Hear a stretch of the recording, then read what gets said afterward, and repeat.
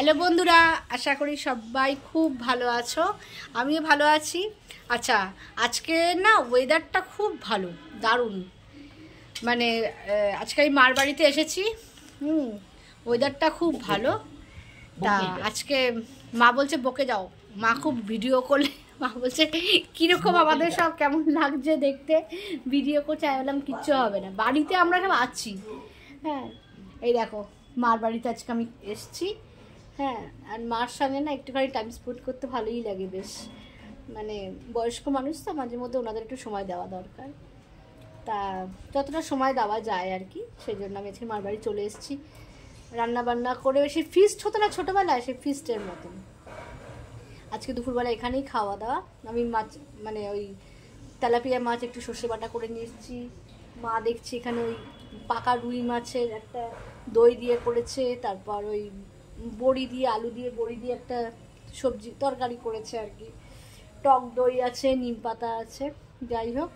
হ্যাঁ, এই ছোট্ট ছোট্ট মুহূর্তগুলো একটুখানি বেশ মানে তোমাদের সঙ্গে শেয়ার করতেও ভালো লাগে, আর আমারও এটা সেভ হয়ে রইল সারা জীবনের মতন।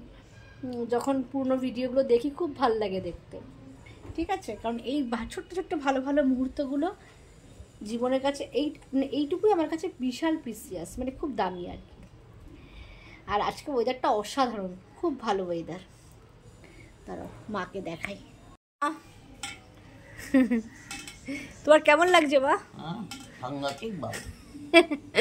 এই যে মা আজকে এই দেখো মাছ করেছে, বড়ি দিয়ে আলু দিয়ে একটা তরকারি করেছে, টক দই তো আছেই, টক দইটা মাছ। মা বাতাসা সরাও, বাতাসা আমি খাবো না। টক দই, মা টক দই বাতাসা দিয়েছে। আর এই যে নিম পাতা, এই যে নিম পাতা ভাজা। মা বসে খাও মা, আজকে ওয়েদারটা খুব ভালো। যাই হোক, তোমাদের সব লাঞ্চ আশা করি করছো বা হয়ে গেছে, ঠিক আছে? চলো করে নাও, লাঞ্চ ফাঞ্চ করে নাও, চলো টাটা। আচ্ছা দেখো, তোমাদের বললাম আজকে মায়ের বাড়িতে এসেছি। এই দেখো মাদের ছাদে উঠেছি। আচ্ছা, মাদের ছাদটা তোমাদের আজকে একটু দেখাই, দাঁড়াও। মাদের বালিগঞ্জ গার্ডেন্সে বাড়ি। হ্যাঁ, এই যে ছাদটা, যদিও বিশেষত্ব কিছু নেই, বহু পুরনো বাড়ি, প্রায় 50-60 বছর আগেকার বাড়ি, ঠিক আছে?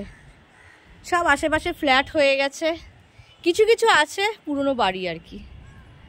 আমাদের বাড়িটা যেমন 50-60 বছর তো হয়েই যাবে। এই দেখো সামনে উল্টো দিকে একটা বিশাল এরকম বস্তি আছে, ঠিক আছে? এই দেখো, আর লাগছে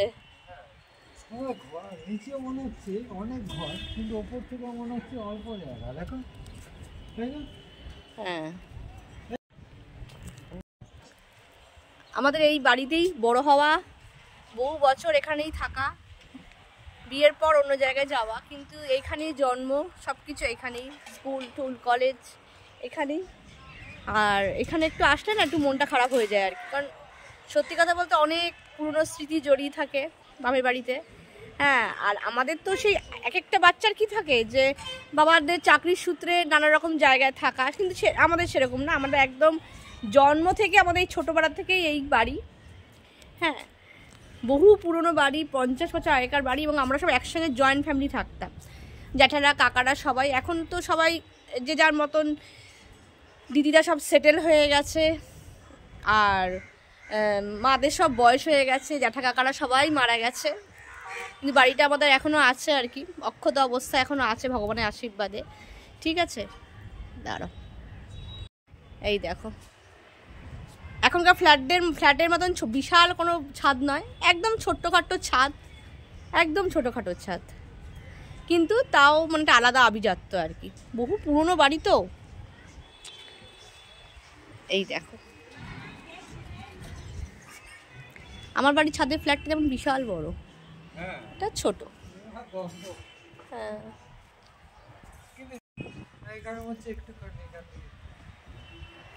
নিজেদের বাড়িতে আসলে কিরকম একটা লাগে, যতই নিজের বাড়ি ঘরদোর হোক যাই হোক, নিজেদের বাড়িতে আসলে, তাই না বলো? নিজেদের বাড়িতে আসলে একটা মানে কীরকম সেই গায়ে কাটা দেয় না, সেরকম একটা লাগে আর কি, সেরকম ফিলিংস হয়। এই বাড়িতে অনেক স্মৃতি, অনেক ছোটোবেলা থেকে আমাদের একসঙ্গে কেটেছে। আমাদের তো অনেক ছোটোবেলায় বিয়ে হয়ে গেছে, বহু ছোটোবেলায়। আমার যখন বিয়ে হয়েছে তখন ওই 21-22 সেরকম, মানে এখনকার দিনে ভাবতেই পারে না এত অল্প বয়সে বিয়ে হওয়া আর কি, সেরকম এতে বিয়ে হয়েছে। কিছু করার নেই, ওটা যার যখন সময় আর কি।